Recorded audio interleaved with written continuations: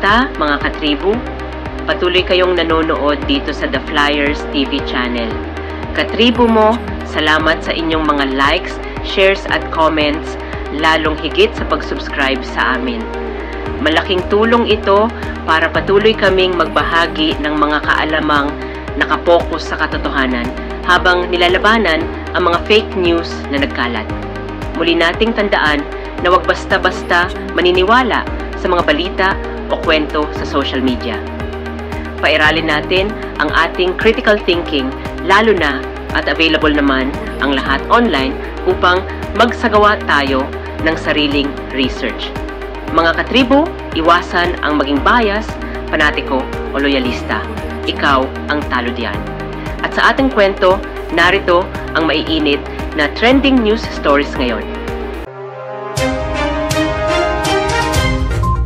Kung ito ang pagkakataon para matigil ang patayan ng mga inosente at mapanagot ang kailangang managot, papasanin ko ito. Kaya tinatanggap ko ang trabaho na binibigay sa akin ng Pangulo. Tuluyan ng tinuldukan ni Vice President Leni Robredo ang hamunan nila ni Pangulong Duterte sa pagtanggap niya sa posisyon bilang co-chair ng Interagency Committee on Anti-Illegal Drugs o ICAD. Gusto niyang habulin ang mga tiwaling pulis, lalo na ang mga ninja cops, pati na rin ang mga drug lord at smugglers. May buwelta rin ang Vice-Presidente sa mga nagduda sa kanyang kakayahang pangunahan ang kampanya kontra droga. Tinatanong nila ako kung handa ba ako para sa trabahong ito. Ang tanong ko, handa ba kayo para sa akin? Giit ng Vice-Presidente, hindi nagbabago ang posisyon niya laban sa extrajudicial killings. Alam ng Pangulo kung ano ang posisyon ko sa drug war. Tutol ako sa pagpatay ng mga inosente. Kontra ako sa pang-aabuso ng mga opisyal. Kaya kung iniisip niya na sa pagpayag kong ito ay tatahimik ako, nagkakamali siya. Sa kabila ng matatapang na salita, positibo pa rin si Robredo at nag-alok ng kooperasyon kay Pangulong Duterte. Mr. President, 2.5 taon na lang ang naiiwan sa iyong administrasyon. Hindi pa naman huli ang lahat. Pwede pa nating pagtulungan ito. Mula nang ilunsad ng Administrasyong Duterte ang war on drugs noong 2016, nasa mahigit 200,000 na ang naaresto at mahigit 4 na tonelada ng droga ang nasabat ng PIDEA at PNP. Malayo pa ito sa target ng PIDEA at ng ICAD, pero pahirapan na umano ngayon ang supply ng droga, partikular ang shabu. Bumaba na rin ang krimen kaya naninindigan ang PIDEA, hindi pwedeng sabihing bigo ang kampanya kontra droga. Kung sasabihin mo na fail, I don't see any basis for that. Because first, hindi pa tapos ang laban. Sabi ko nga, ongoing pa.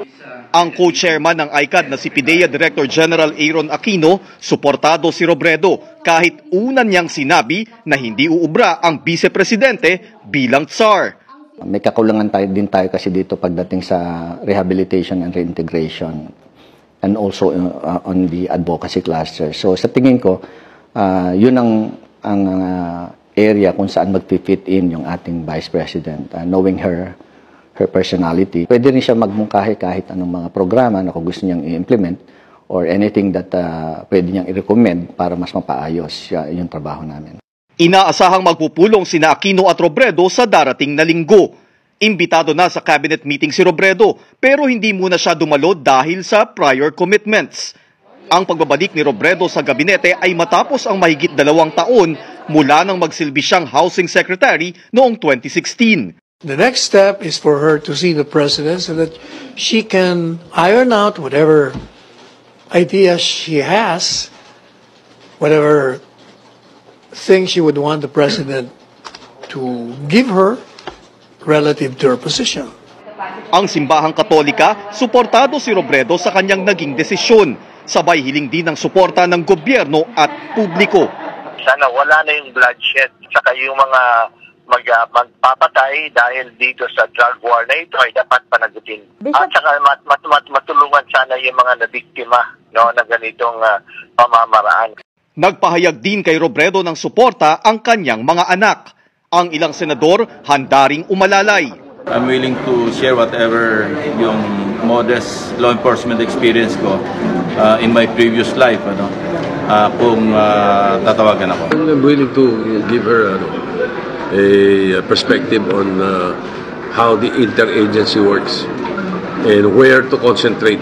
Pero may iba na may kasamang babala ang pagsuporta. With you now at the helm ng drug campaign, pagtapos ng termino mo, ako naman po ang magbibilang kung ilang inosenteng Pilipino ang magiging biktima ng drogang yan. Gira ito, you have to fight. Hindi ka pwede pa-cute-cute dito. Hindi ito beauty contest. Paalala naman ni Senate Minority Leader Franklin Drilon sa Malacanang, kasama sa mga suportang dapat matanggap ni Robredo ang sapat na kapangyarihan galing sa Pangulo at pondong gagamitin ng kanyang tanggapan.